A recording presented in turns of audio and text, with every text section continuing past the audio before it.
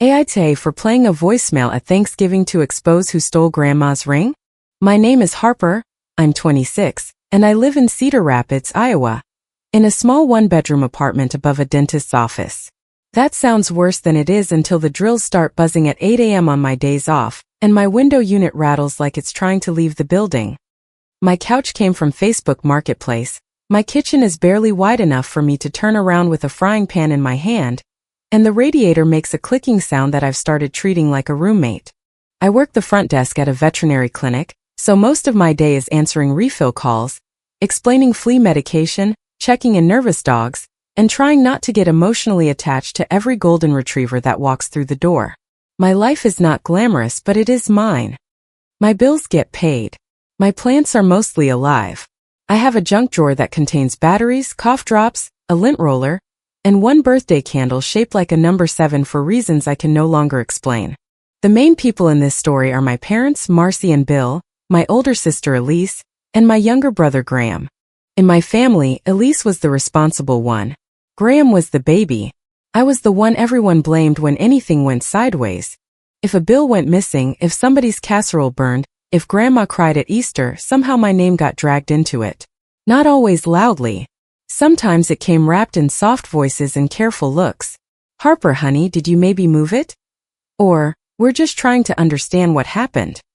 My mother was very good at making an accusation sound like concern. I used to laugh it off because laughing felt easier than fighting a whole room full of people who had already decided what kind of person I was. I was messy as a teenager, anxious in a way my family called dramatic, and late often enough that it became a personality trait. Elise had straight A's, student council photos, and thank you notes written in perfect cursive. I once got detention for leaving campus during lunch because I forgot my inhaler and panicked. That became the family legend. Harper, the reckless one. When I was 19, Mom misplaced an envelope of cash meant for a church fundraiser. Everyone acted carefully worried until she found it in her winter coat pocket 3 days later. Nobody apologized. Dad just said, "Well, you can understand why we wondered." When I was 23, Elise's dog got into chocolate at Christmas. I was blamed because I had set a grocery bag on the floor, even though the chocolate came from Elise's purse.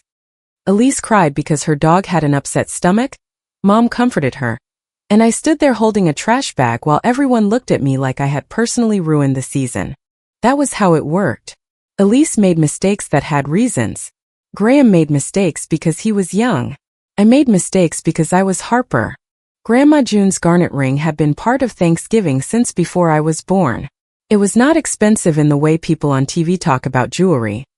It was a gold ring with a deep red stone that looked almost brown in normal light, but when the kitchen chandelier hit it, it glowed like the inside of a cranberry. Grandma wore it every Thanksgiving while she said grace. She had a tiny voice and a firm grip, and she always smelled like hand cream and cinnamon gum. After she passed, Mom kept the ring in a small blue velvet box in the china cabinet, next to the good plates nobody used unless relatives were watching.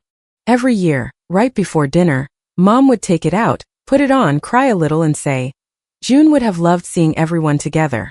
Then everyone would pretend we were the kind of family Grandma would have loved seeing together. I know that sounds bitter. It is.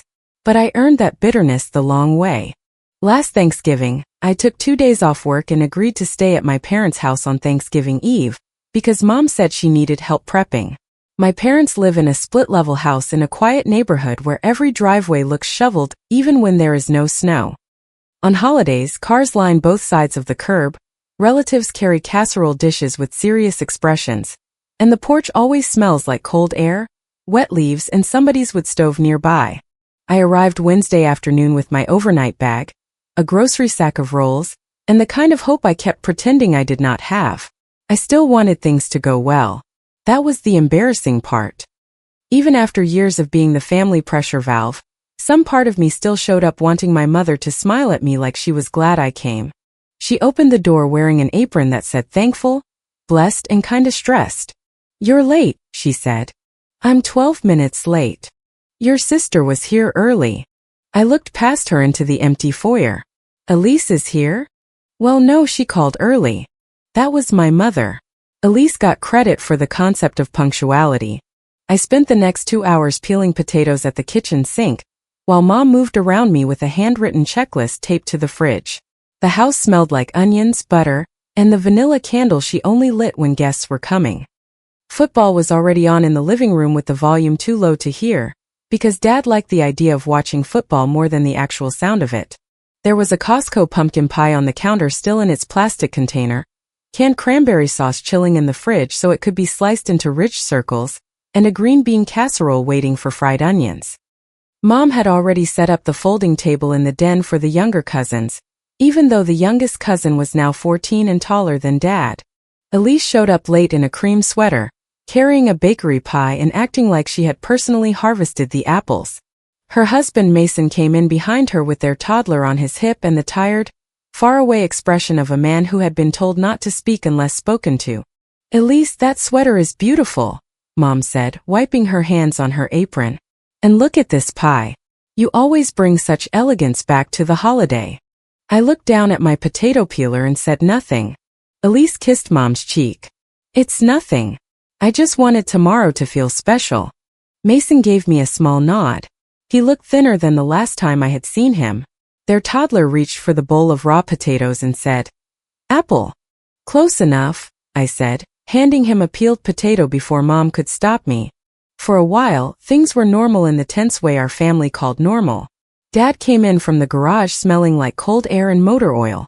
Graham texted the family group chat that he would be there in the morning because he had stuff, which probably meant laundry. Mom reheated coffee 3 times and forgot to drink it. Elise arranged napkins on the dining room table and got complimented for having an eye. I was chopping celery when Mom opened the china cabinet and made a sound. Not a scream. More like her throat forgot how to work. The knife stopped in my hand. "What?" Dad called from the garage stairs. Mom turned around with the small blue velvet box open in her palm. Empty. For about 5 seconds nobody moved. The faucet was dripping. The fridge hummed.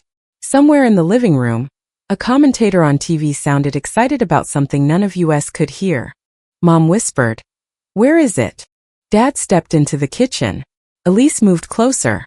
Mason stopped bouncing the toddler on his hip. I turned off the faucet because the running water suddenly sounded too loud. Mom looked at me first. Not around the room. Not at the open cabinet. Not at Elise, who had been in the dining room. Not at Dad, who had access to every room in the house. At me.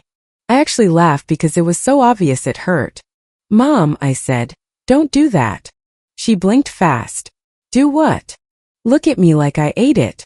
Elise put one hand on Mom's shoulder and said very softly, "Harper, nobody said that." That was Elise's talent. She could accuse you without making a statement. Mom said, "We just need to search. Nobody is jumping to conclusions."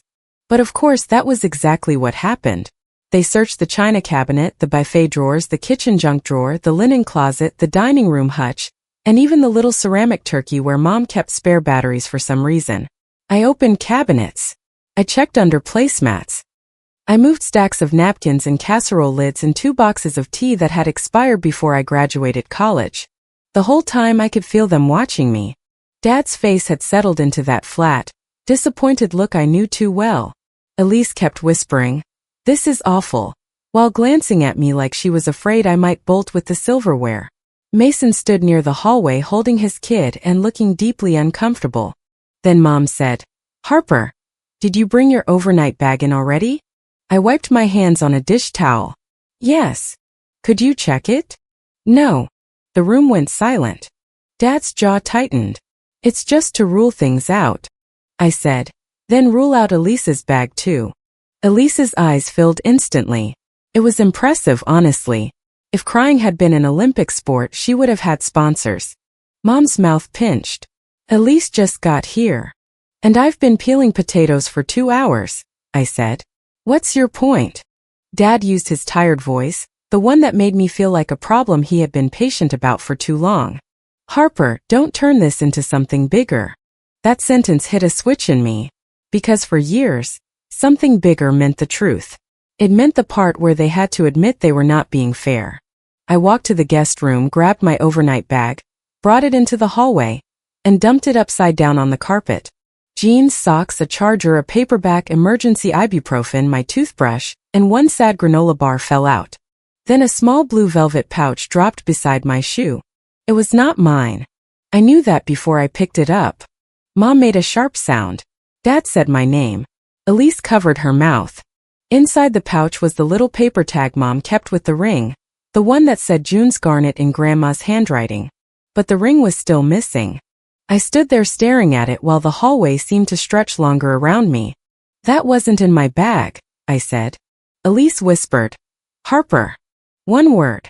Like I had broken her heart. Dad rubbed both hands over his face. Let's not do this right now. Do what? I asked. Acknowledge that someone put this in my bag? Mom clutched the empty box to her chest. I'm just worried. There it is, I said. She flinched. Excuse me. You're not worried.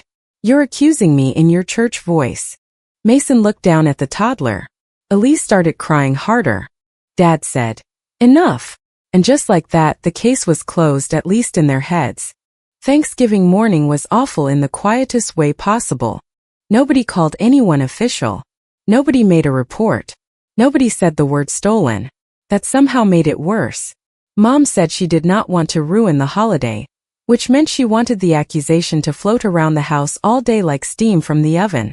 Relatives started arriving around 11 with coats, casserole dishes, and opinions they pretended not to have.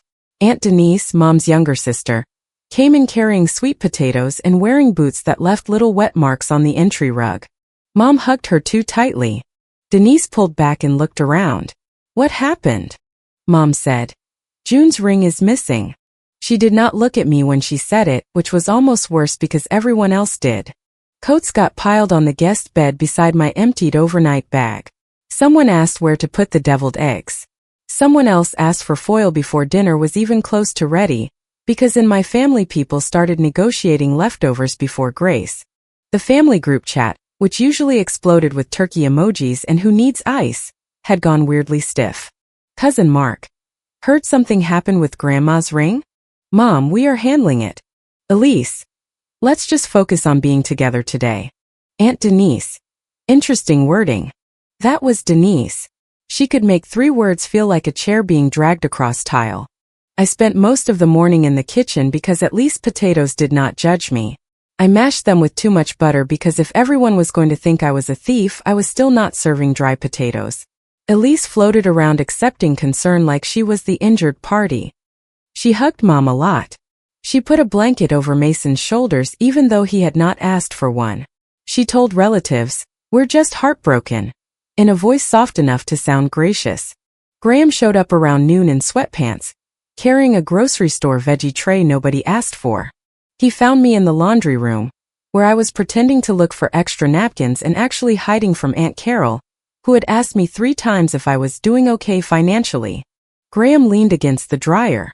Are you okay? I looked at him. You mean besides everyone thinking I stole from a dead woman? He winced. I don't think that. Brave of you to say it when nobody else is here. He looked at the floor. Graham was 22 and still had the face of someone who expected adults to solve things if he avoided eye contact long enough. I just mean, he said. It's weird. What's weird? He rubbed the back of his neck. I heard Elise on the phone last night. Outside by the garage. My stomach tightened. What did she say? I only caught a little. She said, I just need until Friday before my mother notices. I thought she meant a Christmas gift or something. I stared at him. Why didn't you say that when Mom found the box? He pulled out his phone. Because Elise texted me after. He showed me the message. Elise, don't mention the garage call. It's about Mason's surprise. Mom will ruin it if she sniffs it out. I read it twice. It was not proof, but it was a thread. Graham, I said quietly, why would she text you that if it was innocent? He swallowed. I don't know. You do know. He looked toward the hallway, where Mom was calling for someone to warm the rolls. I should have said something, he said. Yes, I said. You should have. I went outside a few minutes later, partly to breathe and partly because if I stayed in that house one more second, I was going to say something that would get turned into evidence against me. The backyard was brown and frosty. 3 SUVs were packed into the driveway like a dealership ad, and another 2 cars sat along the curb with fogged windows. I stood near the garage exactly where Graham said Elise had been and tried to think. That was new for me. Usually when I felt cornered I reacted. I defended myself too loudly, cried at the wrong time. I said something sharp enough to let everyone ignore what had happened and focus on my tone. This time I stayed still.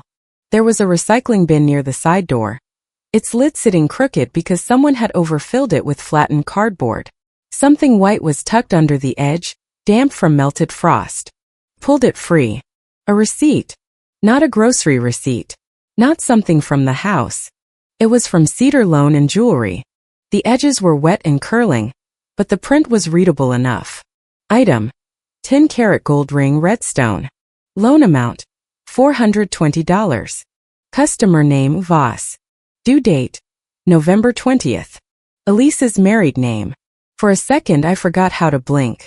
The ring had not been misplaced. It had not fallen behind the china cabinet.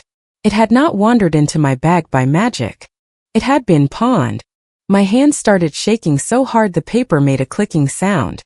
I looked back at the house. Through the kitchen window I could see Elise laughing at something Uncle Rob said while Mom basted the turkey and wiped her eyes with the back of her hand. Old Harper would have stormed inside. Old Harper would have slapped the receipt on the counter and demanded answers. Old Harper would have given them exactly what they expected. Noise, tears, a reason to call me unstable before they had to call Elise responsible. I took a photo of the receipt instead. Then another. Then I put it in my back pocket and called Cedar Loan and Jewelry. The man who answered sounded tired in the way people sound when they have already dealt with too many holiday customers. Cedar Loan. Hi, I said, keeping my voice even. I'm calling about a ring that may have been brought in there. A gold ring with a red stone. I can't discuss customer accounts. I understand, I said.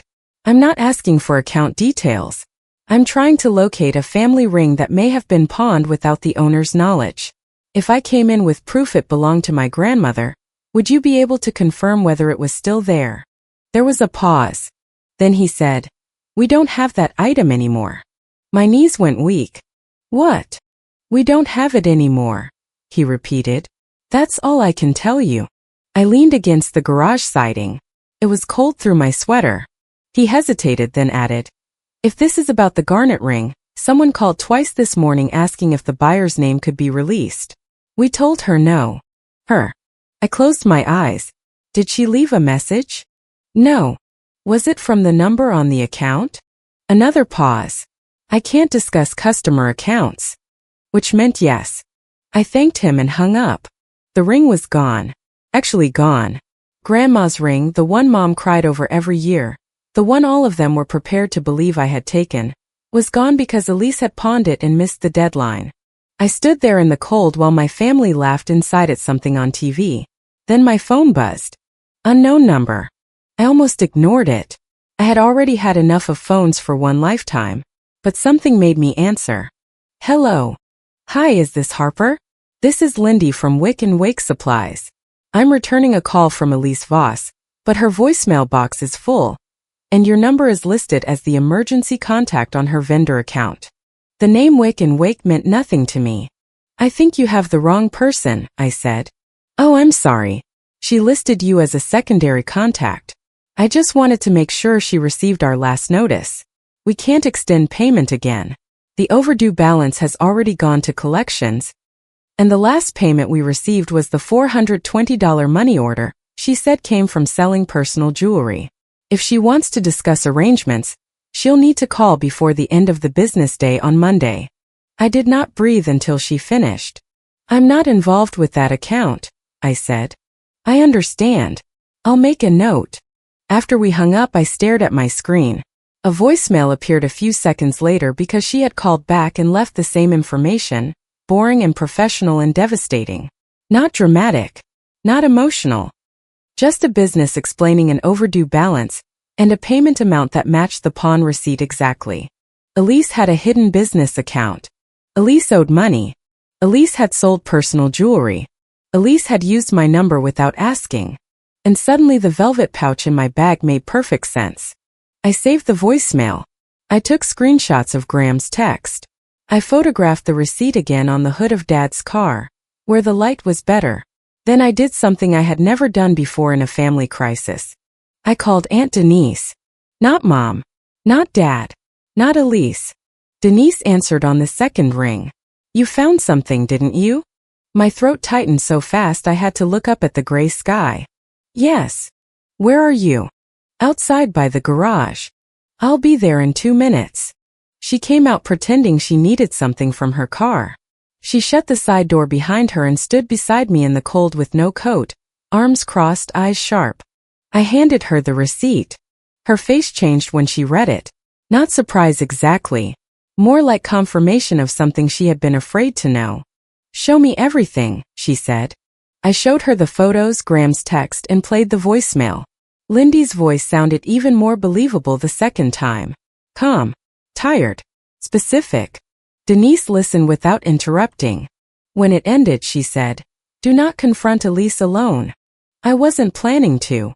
Good. Because your mother will protect the story before she protects the truth. That sentence hurt because it was accurate. I leaned back against the garage. Did you know? No. But I knew something was wrong with Elise and money. Mason asked your uncle about debt consolidation last summer. Quietly. I laughed once. Came out ugly. Of course nobody thought to mention that before everyone searched my bag. Denise looked at me for a long moment. Your grandmother told me once that your mother had a habit of picking one child to carry the family shame. I thought she was being dramatic. She wasn't. No, Denise said. She wasn't. The wind blew a dry leaf across the driveway. Inside, someone turned up the football game for maybe 5 seconds before Mom yelled to turn it down. Denise touched my arm. I'm sorry I stayed quiet, she said. It was not enough to fix years of anything. But it was the first real apology I had received from anyone in that family, so I held on to it. We decided not to say anything until dinner. Not because I wanted theatrics, though I will admit the timing was not accidental. I wanted everyone present because everyone had participated. Every cousin who whispered. Every uncle who avoided looking at me. Every parent who thought my silence was guilt. If they wanted to make me the villain in public, they could hear the truth in public too. Dinner started at 4:30 because my mother believes eating after 5 o'clock on Thanksgiving is basically European. The turkey was dry. The mashed potatoes were excellent because I made them. The canned cranberry sauce sat in rich slices on a glass plate. The Costco pumpkin pie waited on the counter in its plastic container, because nobody had bothered to move it to an actual dish. The younger cousins sat at the folding table in the den even though they were old enough to drive, and the football game flickered silently in the living room. Mom sat at the head of the table wearing Grandma's pearl earrings instead of the ring. Her eyes were pink. She looked pale and fragile, which annoyed me because she had spent the whole day making me feel like a criminal and still somehow looked like the injured party. Dad carved the turkey with the grim focus of a man defusing a bomb. Mason barely touched his food. Elise kept one hand in her lap and smiled softly whenever someone glanced her way, like she was being brave through a family tragedy. I ate 3 bites of mashed potatoes and waited. Before dessert, Mom tapped her knife against her water glass. My stomach went still. I know today has been difficult, she said, voice trembling. June's ring is missing, and we are all feeling that loss. Every eye at the table shifted toward her. Then she looked at me. Actually looked at me. In front of everyone. But this family believes in forgiveness, she continued. And if someone wants to be honest, now would be the time. The room went so quiet I could hear the ice maker in the fridge. My heart was pounding, but my voice came out calm. You're right, I said. Now would be the time. Elise's eyes snapped to mine. I stood up. Dad said, Harper, sit down. No. One word. Clean and sharp. I reached into the pocket of my cardigan and placed the damp receipt on the table beside the gravy boat. This is from Cedar Loan and Jewelry, I said. It lists a 10-carat gold ring with a red stone. Loan amount, $420. Customer name Yvas. For a second nobody moved. Mason closed his eyes. Elise gave a nervous little laugh. That is not what you think. I looked at her. Great. Explain it. She tucked her hair behind her ear. I had some old jewelry. That proves nothing. Aunt Denise leaned forward. It proves you pawned a ring matching June's 2 weeks ago. Mom grabbed the receipt with shaking hands. Elise. Elise's face changed. The softness dropped.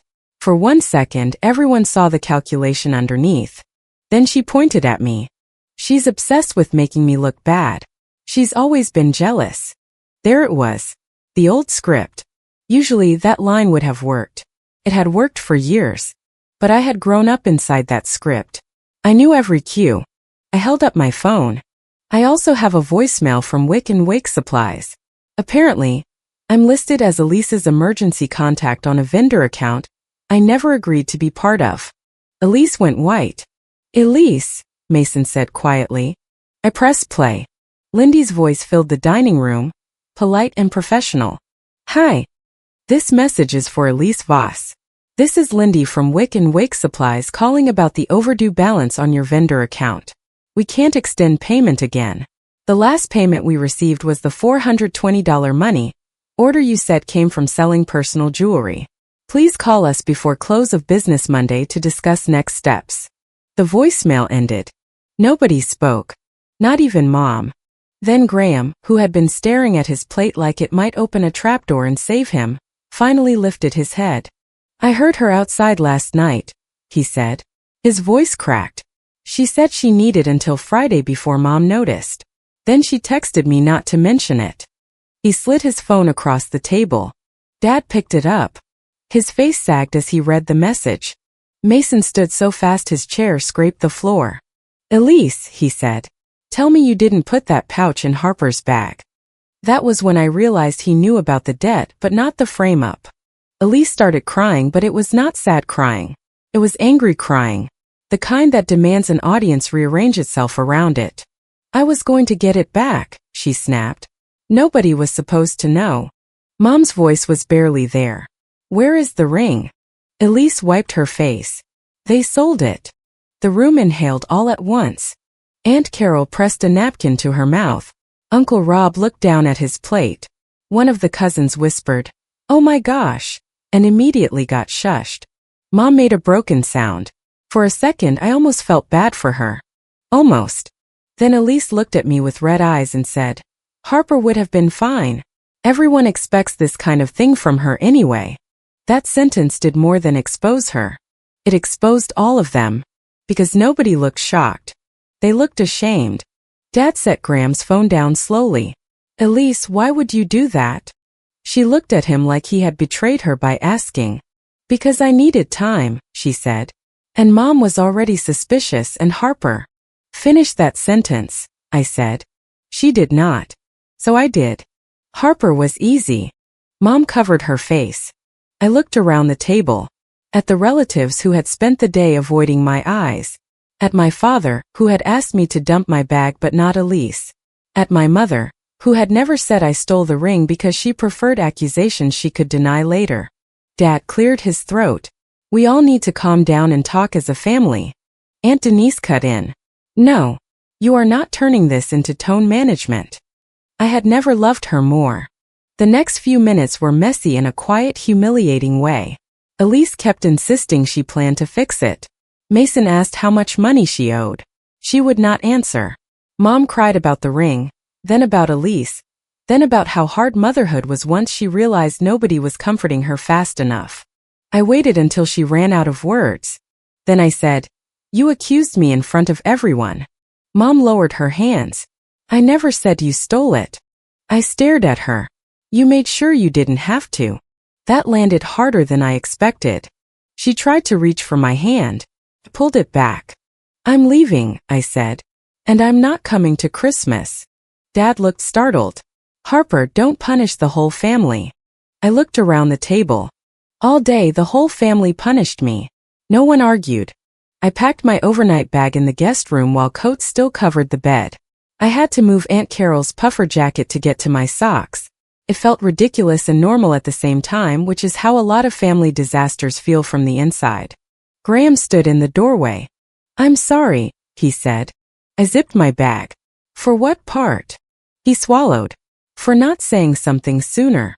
I looked at him. He seemed younger than 22 in that moment. Scared and ashamed and still hoping someone else would decide what kind of person he was supposed to be. Next time, I said, say it sooner. He nodded. Denise drove behind me for the first few miles because she said my tires looked low, and she did not trust me to notice. That was her version of tenderness. When I got home, my apartment smelled faintly like the lavender dish soap I buy because it is always on sale. The radiator clicked. The dentist's office downstairs was dark. I sat on my thrifted couch with my overnight bag still by the door and listened to my phone buzz on the coffee table. Family group chat. Mom. Tonight was painful for everyone. Aunt Denise. Some more than others. Dad. Let's take a breath. Cousin Mark. Should we still bring containers for leftovers? Aunt Denise. Read the room, Mark. I muted the chat. The next week, Elise texted me. Elise. I'm sorry things got out of hand. I did not answer. Then she sent another. Elise, I was under a lot of pressure. Still nothing. Then, the one that told me she had learned absolutely nothing. Elise, you didn't have to humiliate me. I answered that one. Me. You planted evidence in my bag and let Mom accuse me of stealing from Grandma. Humiliation was the mildest available option. Then I blocked her. Mason called once. I let it go to voicemail. He did not defend Elise. He just said he was sorry that he had known about some debt connected to a candle subscription business she had tried to start, but not about the ring and not about what she had done to me. His voice sounded exhausted. Later, Graham told me Mason had taken their toddler and stayed with his brother for a while. I do not know exactly what happened after that. Not my circus, not my candle-scented bankruptcy. My parents tried calling for a few days. I did not pick up. Then Mom sent a long email with the subject line "A Mother's Heart," which should be illegal. It had everything I expected. Misunderstanding. Holiday stress. Both sides. I was scared. You know how much that ring meant to me. She wrote that she hoped I could understand how difficult it had been for her. I read it once while eating cereal over my sink before work. Then I read it again after checking in a bulldog named Pancake who needed allergy medication. By lunch, I knew what I wanted to say. I replied with 4 sentences. There were no both sides. Elise took the ring. You blamed me because it was convenient. I am taking space until you can apologize without defending yourself. Do not contact me about family holidays. For once, I did not soften it with "I love you" or "I hope you understand." I wanted to see what my words looked like without padding. They looked true. December was strange. Quiet but not peaceful at first. Peace takes a while to stop feeling like punishment when you are used to chaos calling itself love. I worked extra shifts at the clinic. People waited until the day before Christmas Eve to request medication refills, and then acted surprised when we could not summon miracles from the back room. My coworker Tasha brought peppermint bark every Friday and told me my family sounded like a group project with blood relations. I put up a tiny fake tree in my apartment and bought myself new towels because apparently adults can do that without requesting permission from a committee. Christmas came and went without me going to my parents' house. Mom sent one text that said, "We miss you." I did not answer. Dad sent one that said, "Hope you're warm enough. Supposed to freeze tonight." That one almost got me. My dad was best when he could talk about weather instead of feelings. I typed 3 different replies and deleted all of them. In January, Aunt Denise called me while I was at work. "I found it," she said. I stepped into the break room, where the fridge was full of labeled lunches and insulin for diabetic cats. Found what? The ring. I sat down hard in the plastic chair by the microwave. Apparently, Denise had been searching quietly. She called the pawn shop. She checked online listings. She asked questions in the firm, relentless way only a retired school administrator can ask questions. The buyer turned out to be a retired school librarian who bought vintage jewelry online and lived 40 minutes away. Denise explained the situation without making it dramatic, and the woman agreed to sell it back for what she had paid plus shipping. She was lovely, Denise said. A little nosy but lovely. I laughed and then I cried, which made Tasha knock on the break room door and mouth, "Are you dying?" through the glass. Denise brought the ring to the clinic that afternoon in a padded envelope because she said neutral ground felt better. She stood beside the vending machine while I opened it. There it was. Grandma June's garnet ring. Smaller than I remembered. Prettier too. The stone caught the fluorescent light and gave off a deep red flash, stubborn and warm. I held it in my palm and thought about Grandma's hand wrapped around mine when I was little, her thumb rubbing circles against my knuckles during grace because she knew I hated everyone closing their eyes. Denise said, "I think you should keep it for now." I looked up. Mom will lose her mind. Denise shrugged. Your mom has had 60 years to learn emotional regulation. I laughed so hard I had to sit down again. I wore the ring on a chain for a while. Not because I wanted to claim ownership, and not because I wanted to hurt my mother. I wore it because it reminded me that proof matters. Timing matters. Witnesses matter. And sometimes being calm is not the same thing as being small. My parents did apologize eventually. Not right away. Not perfectly. Dad called first in February. I let it ring twice before answering because I wanted to make sure I was choosing to pick up, not reacting. He sounded older than usual. I should have asked better questions, he said. I looked out my apartment window at the dentist's parking lot, where someone had dropped a glove in the snow. You should have believed better things about me, I said. He was quiet for a long time. Then he cried, which was uncomfortable, but not my responsibility to fix. Mom's apology took longer. The first version was terrible. It involved the phrase, "as a mother." The second version was mostly about how hard the situation had been for her. The third version came in April, after Denise apparently told her that if she used the words "both sides" again, she was going to be spending Easter with a grocery store ham and her own conscience. Mom called on a Sunday afternoon. I almost did not answer. When I did, she did not start with crying. That helped. "I made you carry blame that was not yours," she said. I sat very still. She continued, "I did that before the ring. I did it for years. I told myself I was trying to keep the peace, but I was protecting the version of the family that made me feel like I had done a good job." My throat tightened. "I am sorry, Harper. It was not magic." The room did not brighten. Years did not fold themselves neatly and disappear. I said, "That is the first honest thing you've said about us." She cried then, but quietly. I did not forgive her on the spot. Real life is not a holiday movie. But I did not hang up either. Elise stayed blocked. Graham told me she shut down Wick and Wake, or maybe it shut down around her. I did not ask for details. From what I heard, Mason made her deal with the debt openly, and Mom stopped pretending Elise was the family success story for at least 5 consecutive minutes, which in our house counted as a historic event. The next Thanksgiving, I did not go to my parents' house. I spent it with Aunt Denise, Graham, and 2 of my co-workers who could not travel. We made Cornish hens because none of us wanted to wrestle a turkey. Tasha brought macaroni and cheese in a dish so heavy it needed 2 oven mitts. Graham made box stuffing and was unreasonably proud of it. Denise brought sweet potatoes and 3 bottles of sparkling cider because she said 1 bottle was what quitters buy. My apartment was too small, so we ate at Denise's kitchen table. Football was on low in the living room because apparently that part follows you no matter where you celebrate. The cranberry sauce still came from a can and still had lines on it. Someone asked for foil before dinner was over, and for once it made me laugh instead of tense up. Before we ate, Denise looked at me. "Do you want to say anything about June?" I touched the ring on my necklace. For a second, I thought about all the years I believed being loved meant being easy to blame.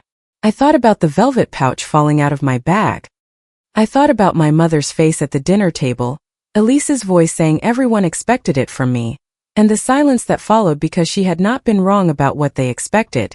Then I looked around at the people in that kitchen.